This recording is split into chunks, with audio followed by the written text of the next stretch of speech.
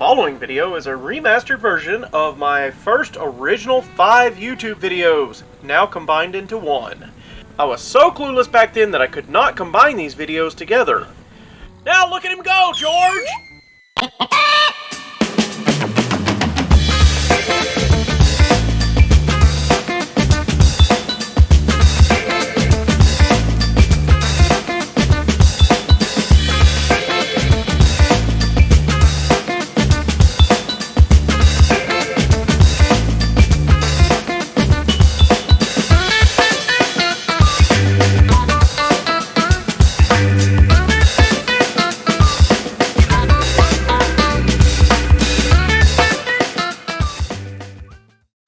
Alright, friends and family, have a generator that was traded for a jet ski. Generator runs. We've discovered we have a problem with the mechanical fuel pump. Due to the age of the generator, the manufacturer no longer sells parts to it. Even companies that used to have new old stock laying around, they've run out of inventory. I contacted them. They were able to give me part numbers, but in the meanwhile, I figured, this thing looked enough, as a pump assembled, it looked enough like a flathead Ford V8 fuel pump, and I figured most fuel pumps from that era were mechanical and use this diaphragm here that's easy to replace. I ordered one for a Massey Ferguson tractor. Here's the original. You see it's got a slot cut in it. You see this one for the Massey Ferguson. I imagine it has a fork that would actuate it instead of a finger. It used a fork system instead of a finger that goes through it. I've kind of mapped it out already. I'll be cutting a hole right there and probably cutting the top bit of this off, and that will be the diaphragm for my new fuel pump. You can see this is that finger piece I was talking about. This is what actually actuates the diaphragm on the pump, in combination with this piece over here. Actually, there we go, like that. Well, mechanical fuel pump. You old timers and such will know what I'm talking about. You can see I've started making my slot there. Drilled 2 holes, and then I dremeled them till they're 1 hole. And you can see the finger doesn't quite fit yet. Just need to make it a little bit taller, and then I'll chop the top of that off there. Just an update on this video. See step by step on how to, get a vintage motor running with the proper style mechanical fuel pump, even though they don't sell parts for these anymore. Just got to think outside the box a little bit and do the old-fashioned make it fit. Alright, here's a kind of an exploded view diagram of the fuel pump here. There's a cam inside the motor that provides an eccentric that actuates this part here. That's the pivot point. That would be pinned by this piece right here, the pin. This is the fuel pump housing. The spring goes in like this, pushes this diaphragm up. You can see I've already cut and drilled this, got it fitted. This moving up and down just more or less sloshes fuel. These check valves would actually provide fuel movement from one direction in through this valve and then out through that valve. And this is just a secondary chamber of the fuel pump, and there's the top part. So it's all, this rubber seems to be in good shape.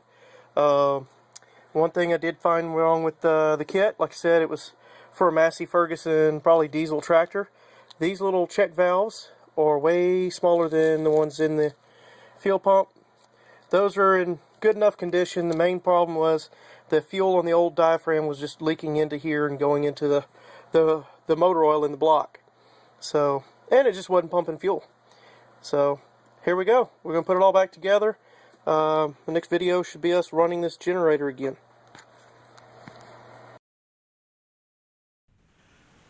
This is the part of the video where I say, please like, subscribe, and share, which I just said. If you learned something from these videos or would like to learn something from a future video, please put it in the comment section below.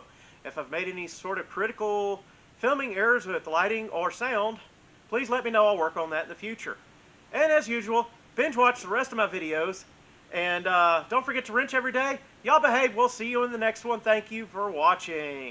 Alright, ladies and gentlemen, we've got one video of this thing running already. This is the fuel pump, freshly rebuilt. Had to build a new steel line also to go to the carburetor. The carburetor pretty much had to come off to get the steel line in there. Had to disconnect this governor linkage, but here it is back together.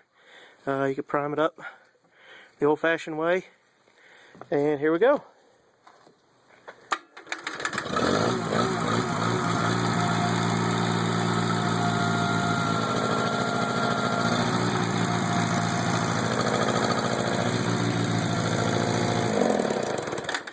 Another quick note is the fuel is very old, and it's about 20 degrees out here, so it's probably activating the choke a little bit. That's why its governor is working a little harder than usual. But there it is. It runs pretty good. Only 254 hours on this old generator.